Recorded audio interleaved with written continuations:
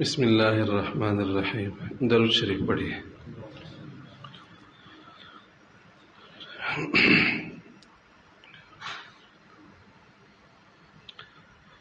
دینی اصطلاحات کا حفاظت کرنا اہم ترجیحات میں شامل ہے۔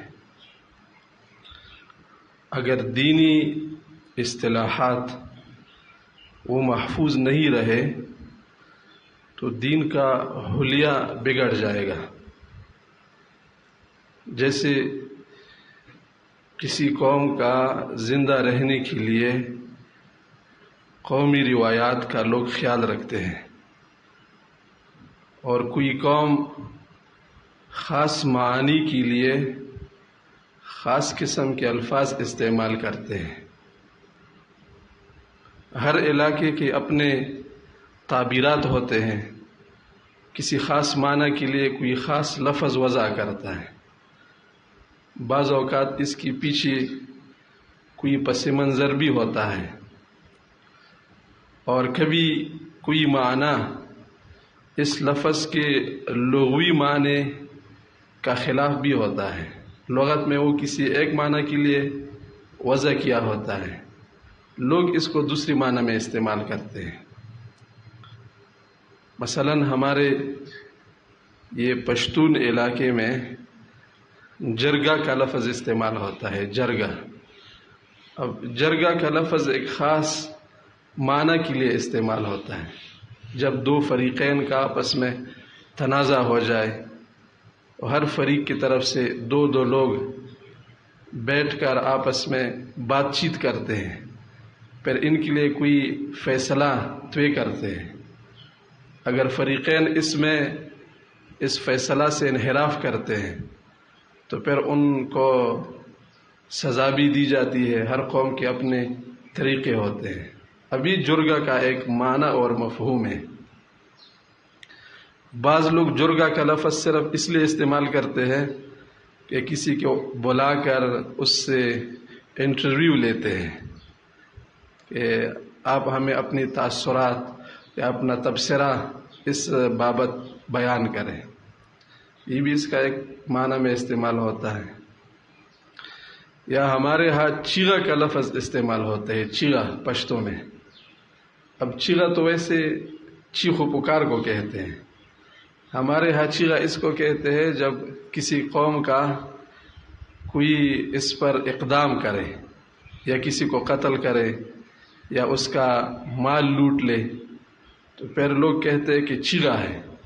اب جب لوگ کہتے ہیں کہ چیغا ہے تو ہر کوئی بندوق اٹھا کر یا کوئی لاٹھی اٹھا کر جو حفاظت کے سامان ہوتے ہیں گاڑی میں سوار ہو کر گھر سے نکلتے ہیں، وہ اپنی مال کی حفاظت کے خاطر۔ یہ ایک ہمارے ہاں لفظ استعمال ہوتا ہے چیغا کا۔ عرب لوگ بھی اس طرح کے الفاظ استعمال کرتے تھے۔ جب کوئی خاص بات ہوتی تھی اور لوگوں کو جمع کرنا مقصود ہوتا یا کوئی دشمن حملہ آور ہوتا تو پھر وہ یا صباحا کہتے تھے، جمع ہو جاؤ، آج ہمارا دشمن نے کوئی حملہ کیا ہے، یا کسی پر اقدام کرتے تھے تو اس کے لیے یہ الفاظ استعمال کرتے تھے۔ ایسی ہی ہمارے دین کے اپنے اصطلاحات ہیں، اگر ان کا حفاظت نہ کیا جائے تو پھر قرآنی تعبیرات، اللہ رب العالمین کے احکامات، ان میں لوگ دھاندلی مچائیں گے، پھر لوگ غلط فہمی کا شکار ہوتے ہیں یا خوش فہمی کا شکار ہوتے ہیں۔ میں کچھ مثالیں آپ کے سامنے پیش کرتا ہوں، آپ کو بات سمجھ آ جائے گی۔ مثلا نماز کا حکم ہماری دین میں قرآن مجید میں اللہ رب العالمین نے ارشاد فرمایا وَأَقِيمُوا الصَّلَاةَ، نماز قائم کرو۔ عربی زبان میں صلاۃ کا لفظ مختلف معنوں کے لیے استعمال ہوتا ہے، دعا کے لیے بھی استعمال ہوتا ہے۔ خود قرآن مجید میں بھی لفظ صلاۃ دعا کے لیے استعمال ہوا ہے، یا ایھا الذین آمنوا صلوا علیہ وسلموا تسلیما، نبی پر درود بھیجو۔ درود بھیجنے کا مطلب یہی ہوتا ہے اس کے لیے رحمت کی دعائیں کرو۔ لیکن ہمارے دین میں صلاۃ کا اپنا ایک معنی اور مفہوم ہے۔ کہ آدمی خاص وقت میں خاص طریقے کے ساتھ خاص ارکان کو ادا کرے، کپڑے اس کے پاک ہو، قبلہ کی طرف اس کا رخ ہو، تکبیر تحریمہ سے نماز شروع کرے نیت کرتی ہوئی، پھر ہاتھ باندھے، سورہ فاتحہ پڑھے، پھر رکوع میں جائے، پھر سجدے میں چلا جائے۔ صبح کی 2 رکعت ہے، ظہر کی 4 رکعت ہے، مغرب کی 3 رکعت ہے۔ ایک خاص طریقے سے ایک عمل کو نماز کہتے ہیں، صلاۃ کہتے ہیں۔ اب اگر یہ اصطلاح محفوظ نہ رہے اور وہ اقیم الصلاح کا لوگ اپنی طرف سے دعا کا معنی کرے کہ بس صرف دعا ہی قائم کرو، تو ایک بڑا حکم اس میں خلل آ جائے گا۔ اسی طرح حج کا لفظ قرآن مجید میں استعمال ہوا ہے، وَلِلَّهِ عَلَى النَّاسِ حِجُّ الْبَيْتِ مَنِ اسْتَطَاعَ إِلَيْهِ سَبِيلًا یا وَأَتِمُّوا الْحَجَّ وَالْعُمْرَةَ لِلَّهِ، تمہارے اوپر حج فرض ہے۔ اب حج عربی زبان میں نیت اور ارادے قصد کرنے کو کہتے ہیں۔ کوئی آدمی کہاں سفر کرتا ہے تو اس کے لیے ارادہ کرتا ہے، لیکن ہماری دین میں حج ایک خاص عمل کا نام ہے کہ آدمی حرام باندھے، خاص ایام میں بیت اللہ پر طواف کرے اور صفا اور مروہ کے درمیان سعی کرے، عرفات پر وقوف کرے وغیرہ، جو پورا حج کا پورا عمل ہے۔ لفظ تو ایک چھوٹا سا ہے حج، وَلِلَّهِ عَلَى النَّاسِ حِجُّ الْبَيْتِ، لیکن اس کا مفہوم پورا تفصیل ہے اس میں۔ اب یہ ایک اصطلاح ہے اور اس کا ایک لغوی معنی بھی ہے صرف ارادہ کرنا۔ امر بالمعروف اور نہی عن المنکر، یہ بھی ہماری دینی اصطلاحات ہیں۔ تم لوگوں کو معروف کا امر کرو گے، منکر سے تم اس کو روک دیں گے۔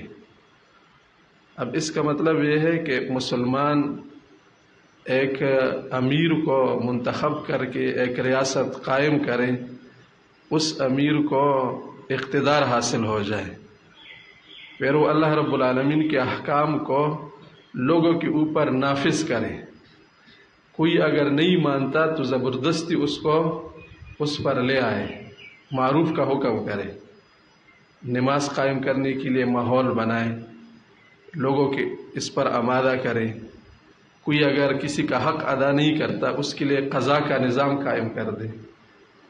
بیوی بہن بھائیوں کا حق کوئی ادا نہیں کرتا اور وہ مسلمانوں کی عدالت میں مقدمہ دائر کرتا ہے تو حاکم کی طرف سے اس کے پیچھے نوٹس جاتا ہے کہ آپ اپنی بہن کا حق کیوں نہیں ادا کرتے۔ اگر وہ کہتا ہے کہ میری بہن ہے، آپ کا اس میں کوئی کام، تو حاکم اس کے پیچھے پولیس کو بھیج دے گی اور اس کو جیل میں ڈال دے گا، زبردستی اس سے اپنی بہن کا حق دلوائے گا۔ یہ امر بالمعروف اس کو کہتے ہیں، یعنی ڈنڈا آپ کے ہاتھ میں ہوگا۔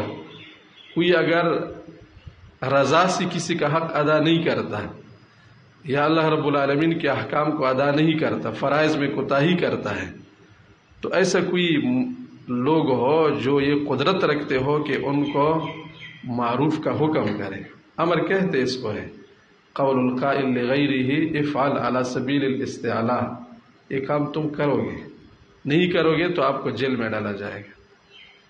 اسی طرح منکرات سے لوگوں کو روکا جائے گا۔ ایک تو ہم واعظ و نصیحت کرتے ہیں، ممبر پر بیٹھ کر واعظ کرتے ہیں کہ سود نہ کھاؤ، جوا نہ کرو، قتل نہ کرو، عورتوں کے لیے بے پردگی سے منع کرتے ہیں، لیکن یہ صرف واعظ کی حد تک ہوتا ہے۔ اب اگر کوئی عورت بازار میں بے پردہ گھومتی پھرتی ہے، ہمارا اس پر کوئی بس نہیں چلتا کہ ہم زبردستی اس کو گھر میں بٹھا دیں، لیکن مسلمانوں پر یہ فرض ہے کہ وہ منکرات سے لوگوں کو روک دیں۔ ہر کوئی تو یہ نہیں کر سکتا، ایک حاکم کو بنا دیں گے، ایسا حاکم جو اللہ کے احکام کا نفاذ کرے گا، حکومتی طور پر وہ حکم جاری کرے گا۔ کوئی عورت بے پردہ نہیں بازار میں گھومی، کوئی عورت اگر بازار میں بے پردہ گھومتی ہے تو اس کو سزا ملے گا۔ سود کوئی نہیں کرے گا، جوا نہیں کرے گا، کوئی قتل کرے گا اس کو قصاص کیا جائے گا، زنا کوئی کرے گا اس کو حد لگایا جائے گا۔ تو یہ ہوتا ہے امر بالمعروف اور نہی عن المنکر۔ اب اگر اس معنی کو ملحوظ نہ رکھا جائے، ہم صرف واعظ و نصیحت کو امر بالمعروف اور نہی عن المنکر سمجھ بیٹھے، تو ایک بڑا فریضہ ہم سے ہاتھ سے نکلا ہوا ہوگا اور ہم خوش فہمی میں مبتلا ہو جائیں گے. ہم یہ سمجھیں گے کہ ہم تو امر بالمعروف کرتے ہیں، لوگوں کو کہتے ہیں کہ نماز کو چلے جاؤ یا سود نہ کھاؤ، ہمارا ذمہ تو فارغ ہے. یہ امر بالمعروف نہیں ہے، یہ واعظ و نصیحت ہے. ایسی ہی جہاد کا حکم ہے. قرآن مجید میں اللہ رب العالمین مسلمانوں کو جہاد کا حکم کرتے ہیں کہ تم جہاد کریں گے اللہ کے راستے میں. لا يستوي المؤمنون لا يستوي القاعدون من المؤمنین غیر اولی الضرر والمجاہدون فی سبیل اللہ. اللہ کے راستے میں جہاد کرنے والے اور نہ کرنے والے برابر نہیں ہیں. ایک تو جہاد کا لغوی معنی ہے کوئی بھی محنت کرنے کو، مشقت کرنے کو، کوشش کرنے کو جہاد کہتے ہیں. اور ہمارے حکمران تو دانستہ طور پر یا نادانستہ طور پر یہود بڑے سمجھدار ہیں. وہ ہمارے ان چیزوں میں وہ کرتے ہیں، دخل اندازی کرتے ہیں. مسلمانوں کے ذہن سے یہ چیزیں نکل جائیں تو وہ کسی وبا کے خلاف جب مہم چلاتے ہیں اس کو بھی جہاد کا نام دیتے ہیں. کرونا کے خلاف ہم جہاد کرتے ہیں اور ملیریا کے خلاف ہم جہاد کرتے ہیں. تو جہاد کا اپنا ایک شرعی معنی ہے جو فرض اور واجب ہے کہ اللہ کے دین کی نافذ کرنے کے لیے اور ظلم کے خاتمہ کے لیے دشمن کے ساتھ جان مال کے ساتھ مزاحمت کرنے کو جہاد کہتے ہیں. باقی دوسری دینی محنتوں پر بھی لغت کے لحاظ سے جہاد کا اطلاق ہوتا ہے، قرآن مجید میں بھی ہوا ہے، لیکن اس کا اپنا جو شرعی معنی ہے، جو دینی اصطلاح ہے. جہاد کا لفظ اس لیے وضع ہے کہ اللہ کے راستے میں رکاوٹ اور ظلم کے خلاف جان مال کے ساتھ مزاحمت کرنا، اس کو جہاد کہتے ہیں. ہمارا ایک ساتھی تھا، وہ کسی ادارے والے نے اٹھایا تھا تو وہ بڑا عجیب آدمی تھا. وہ کہتے تھے کہ انہوں نے مجھ سے پوچھا کہ جہاد کے بارے میں آپ کا کیا خیال ہے. تو اس نے کہا کہ میں نے جواب دیا کہ آپ بھی مسلمان ہیں، میں بھی مسلمان ہوں، میرا خیال کیوں پوچھتے ہیں جہاد کے بارے میں؟ جہاد کے بارے میں تو اللہ کا حکم ہے کہ یہ فرض ہے. اب میرا اس میں خیال کیا ہوگا؟ میرا خیال تو جہاد اللہ کے حکم کے مقابلے میں کیا رائے پیش کروں گا؟ اللہ کا دو ٹوک حکم ہے، مسلمانوں پر جہاد فرض ہے. اور بعض جگہوں میں تو بالکل واضح لفظ قتال کا بھی آیا ہے، کتب علیکم القتال. تو یہ دینی اصطلاحات، اس کا حفاظت کرنا یہ اہم ترجیحات میں ہے. ہر زمانے کے مسلمانوں پر ضروری ہے کہ ان چیزوں کا خیال رکھیں اور ان کی حفاظت کریں. کبھی ایسا ہوتا ہے کہ دینی اصطلاحات کو دوسری چیزوں میں استعمال کیا جاتا ہے، اس سے بھی نقصان ہوتا ہے. اور کبھی ایسا ہوتا ہے کہ دوسری علوم اور فنون میں کچھ اصطلاحات اپنے معنی کے لیے استعمال ہوتے ہیں، اس سے بھی لوگوں کو غلط فہمی ہوتی ہے. مثلا بعض تو وہ علوم ہیں جو ہمارے دین کے علاوہ اپنی دنیاوی ضروریات کے علوم ہیں، اس میں تو اتنا اشتباہ واقع نہیں ہوتا، لیکن جو ہماری دین کے لیے وسیلہ کے طور پر استعمال ہوتے ہیں علوم، جیسے علم النحو ہے، علم الصرف ہے وغیرہ، یا جو ہماری دینی فنون ہوتے ہیں جیسے علم القراءت ہے، علم الاخلاق ہے، علم الکلام ہے وغیرہ، ان کی کچھ اصطلاحات ہوتے ہیں. اس سے بعض اوقات لوگوں کو اشتباہ ہو جاتا ہے. مثلا علم النحو میں فاعل کے بارے میں یہ ہے کہ فاعل کو مرفوع پڑھنا واجب ہے. اب واجب ایک شرعی اصطلاح ہے جس کا کرنا ضروری ہوتا ہے اور چھوڑنا اس کا گناہ ہوتا ہے. جو اس کو نہیں کرتا وہ اللہ کے نزدیک گناہ گار ہوگا. ایک فنی واجب ہوتا ہے. اب علم النحو کے اپنے واجبات ہوتے ہیں. اس کا یہ مطلب نہیں ہے کہ جو مرفوع فاعل کو مرفوع نہیں پڑھے گا تو وہ گناہ گار ہو جائے گا. قام زیدن اس طرح پڑھنا ضروری ہے، لیکن اگر کوئی قام زیدن پڑھتا ہے تو جملہ تو اس نے غلط پڑھا لیکن گناہ گار نہیں ہوگا وہ، کہ اللہ کے نزدیک اس کو سزا دی جائے گی. اس پر فنی غلطی اس نے کی، لہٰذا وہ اس کا جو اہل فن ہوتے ہیں وہ اس کو برا سمجھیں گے کہ آپ نے غلط پڑھا، اس طرح نہیں پڑھنا چاہیے. لیکن یہ کوئی شرعی واجب نہیں ہوتا. ایسے علم القراءت میں ہوتا ہے. علم النحو میں تو پھر بھی کچھ وہ زیادہ شبہ نہیں ہوتا، علم القراءت میں. پھر اس سے آگے جا کر علم الکلام اور علم الاخلاق میں. علم القراءت میں قاری حضرات جب پڑھاتے ہیں تو وہ اپنے طلباء کو کہتے ہیں کہ فلان حرف کو پر پڑھنا واجب ہے، فلان حرف کو باریک پڑھنا واجب ہے، تفخیم اور ترقیق وغیرہ کی جو ہوتی ہے. یہ تحسین صوت کے لیے یا ایک لفظ کو اچھے لہجہ کے ساتھ پڑھنے کے لیے قواعد ہوتے ہیں، اور وہ فن کی ضروری چیزیں ہوتی ہیں. اگر آپ ان کا خیال نہیں رکھیں گے تو آپ قاری کے مستحق کہنے کے مستحق نہیں ہوں گے. یا مثلا بعض جگہوں میں غنہ کیا جائے گا، بعض جگہوں میں اخفا کیا جائے گا.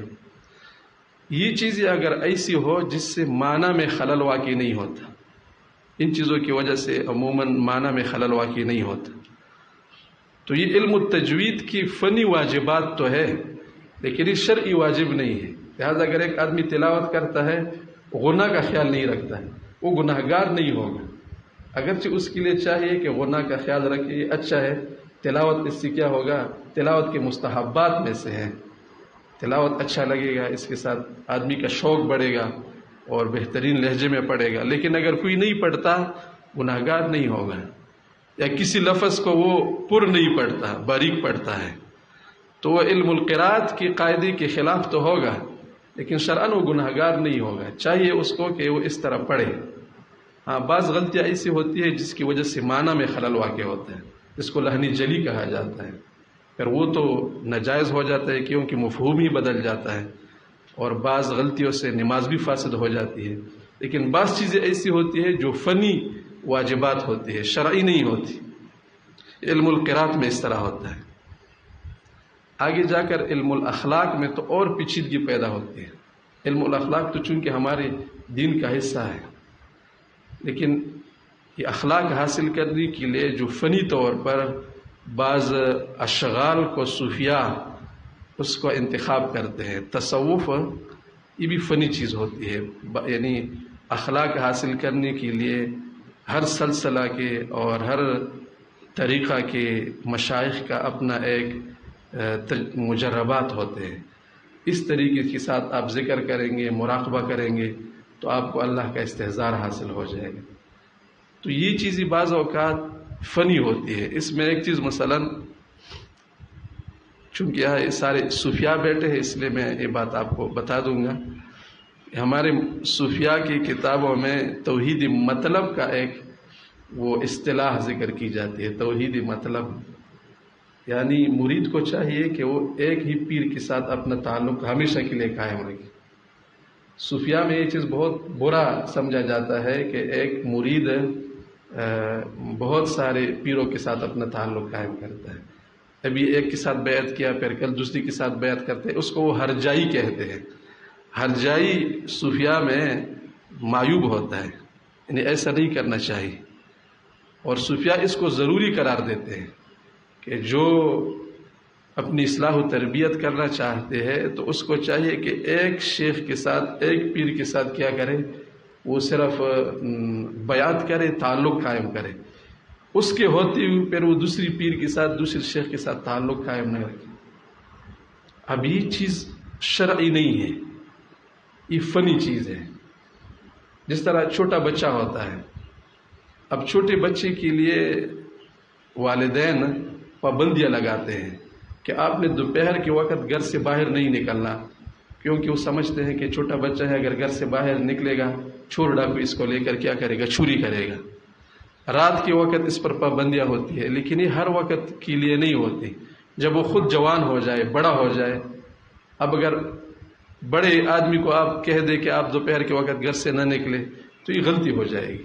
بعض لوگ ایسا کرتے ہیں کہ مرید کو اپنے ساتھ ایسا چمٹا دیتے ہیں کہ یہ تو شروع میں صرف انہوں نے اس لیے لگایا تھا کہ جس طرح ایک بیمار ہوتا ہے ایک ڈاکٹر کے ساتھ وہ ایڈمٹ ہوتا ہے، اب اس سے وہ علاج شروع کرتا ہے تو وہ ڈاکٹر اس کو پابند کرتا ہے کہ آپ نے کسی اور معالج کی دوا نہیں کھانی ہے ورنہ میرا دعا آپ پر اثر نہیں کرے گا.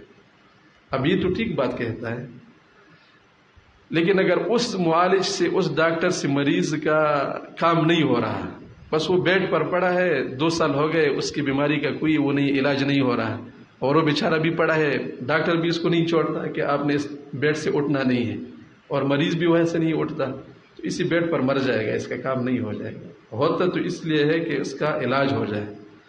تو اگر کسی جگہ بیعت کرنے سے آپ کا فائدہ نہیں ہوتا تو یہ کوئی ناجائز نہیں ہے کہ آپ دوسری پیر کے ساتھ تعلق قائم رکھیں۔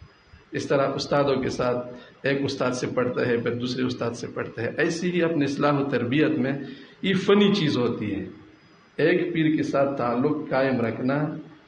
اس سے پھر بعض لوگ غلط فہمی کا شکار ہوتے ہیں، وہ ایسا اس کو لازم کہہ دیتے ہیں کہ گویا ایک پیر کے حیات میں دوسری پیر سے بیعت کرنا بہت بڑا گناہ ہے، اور اس کو بڑا اضطراب بھی ہوتا ہے، حالانکہ ایسی کوئی بات نہیں ہے۔ ایک پیر کے ہوتے ہوئی آپ دوسری پیر سے بیعت کر سکتے ہیں، یہ کوئی ناجائز نہیں ہے۔ ہاں اگر پیر آپ کو اس کا پابند کرتا ہے تو اس کی فنی کیا ہوتی ہے، ضرورت ہوتی ہے، اس طرح میں نے علم القرات کے بارے میں کہا فنی واجبات ہوتی ہے۔ اسی طرح تصوف میں اور بہت سارے اشغال ہوتے ہیں جن کو ضروری قرار دیتے ہیں، لیکن وہ شرعی ضروری نہیں ہوتے، وہ فنی واجبات ہوتے ہیں، فنی ضروریات ہوتے ہیں۔ اس سے بہت ساری چیزوں کے بارے میں انسان کا دل صاف ہو جاتا ہے۔ تو تصوف میں اصلاح و تربیت کے باب میں جو اشغال ہوتے ہیں، جو چشتیہ سلسلہ کے اپنے اسباق ہوتے ہیں، نقش بندیہ کے اپنے اسباق ہوتے ہیں، اب اگر آپ کسی چشتی کے ساتھ آپ کا تعلق قائم ہوا تو آپ کو پابند کرے گا، آپ نے یہ کام کرنا ہے ورنہ آپ کا اصلاح نہیں ہوگا، یہ کوئی شرعی چیز نہیں ہوتی، وہ فنی چیز ہوتی ہے۔ بہت سارے لوگ ہوتے ہیں جو 12 تسبیح کا ذکر نہیں کرتے لیکن بڑا ولی اللہ ہوتا ہے، اور ایسے لوگ بھی ہیں جو 12 تسبیح ہے پوری عمر کرتا ہے لیکن اس کی اصلاح نہیں ہوتی۔ اصلاح و تربیت جدا چیز ہے، یہ اس کے لیے کیا ہے، وسائل ہے، اس کا ایک ذریعہ ہے۔ عموماً اس سے آدمی کو جلدی کیا ہوتا ہے، اصلاح و تربیت حاصل ہو جاتی، لیکن اگر آدمی ان وسائل کو ہی مقصد سمجھے کہ بس یہ کیا ہے، یہ 12 تسبیح ہی مقصد ہے کہ میں نے اس طریقے سے لا الہ الا اللہ ذکر کرنا ہے، اور جو اس کی مقصد ہے، ذکر تو اس لیے ہوتا ہے کہ اللہ تعالیٰ کے ساتھ تعلق قائم ہو جائے، انسان شیطان سے دور ہو جائے، اللہ تعالیٰ کی صفات، ایمانی صفات اس کے اندر آ جائے، یہ ہوتا ہے مقصد۔ اب اگر آدمی 12 تسبیح کرتا ہے لیکن روز بروز اس کے اندر تکبر بڑھتا ہے، بغض بڑھتا ہے، حسد بڑھتا ہے، تو یہ اصلاح و تربیت اس کو نہیں کہتے، یہ ہوتا اصلاح و تربیت کے لیے ہے۔ تو اگر ان چیزوں کا خیال نہیں رکھا جائے تو کبھی آدمی غلط فہمی کا شکار ہوتا ہے۔ غلط فہمی یہ ہوتی ہے کہ جو فنی چیز ہوتی ہے اس کو وہ شرعی سمجھ لیتا ہے، تو بہت بڑا نقصان ہے کہ جو چیز اللہ تعالیٰ نے واجب نہیں قرار دیا ہے تم اس کو واجب کہتے ہو، اسی کو بدعت بھی کہتے ہیں، یہاں سے بدعت شروع ہو جاتا ہے۔ تو اس چیز کا خیال رکھنا کہ ہمارے جو شرعی اصطلاحات ہوتے ہیں، شریعت میں جو چیز واجب ہے، جو ضروری ہے، جو فرض ہے، وہ جدا اپنا اصطلاح ہے، اور بعض چیزیں فنی ہوتی ہے۔ تصوف میں بہت ساری چیزیں فنی ہوتی ہے جن کو صوفیاء واجب اور ضروری کہتے ہیں، لیکن وہ شرعاً کیا نہیں ہوتے، واجب اور ضروری نہیں ہوتی، آپ کی اصلاح و تربیت کے لیے ضروری ہوتی ہے، آپ کو اس کا خیال رکھنا چاہیے۔ اس طرح مدرسے میں طالب علم داخل ہو جائے، اس کے لیے مدرسے کی طرف سے، ناظم کی طرف سے پابندیاں لگائی ہوتی ہیں کہ جو داخلہ کرے گا اس کو اپنا سر گنجا کرنا ضروری ہے۔ کٹھا کہتے ہیں اس کو، کیا کہتے ہیں پنجاب والے، بال جو بالکل ختم کرتے ہیں، کٹھا کرنا، تو بعض ٹرینڈ بنانا۔ اب بعض مدارس میں یہ ضروری ہوتا ہے، داخلہ کے لیے شرط کیا ہوتا ہے، ٹرینڈ کرنا ضروری ہوتا ہے۔ اب ٹرینڈ کرنا کوئی شرعی واجب نہیں ہے، اس مدرسے کا اپنا کیا ہے، یہ انتظامی چیز ہوتی ہے۔ تو بعض چیزیں انتظامی واجب ہوتی ہے، فنی واجب ہوتی ہے، شرعاً واجب نہیں ہوتی۔ دینی اصطلاحات کا حفاظت کرنا یہ امت کا ذمہ داری ہے، وہ ان چیزوں کو محفوظ رکھے نسل در نسل، تاکہ ہماری دین میں کوئی خلل واقع نہ ہو جائے، جو چیزیں دین کا حصہ نہ ہو وہ دین میں نہ آئے، اور جو دین کا حصہ ہے وہ دین سے باہر نہ نکلے۔ دین کی حفاظت ہم سب پر فرض ہے۔ اللہ تعالیٰ عمل کرنے کی توفیق عطا فرمائے۔ وآخر دعوانا الحمد للہ رب العالمین۔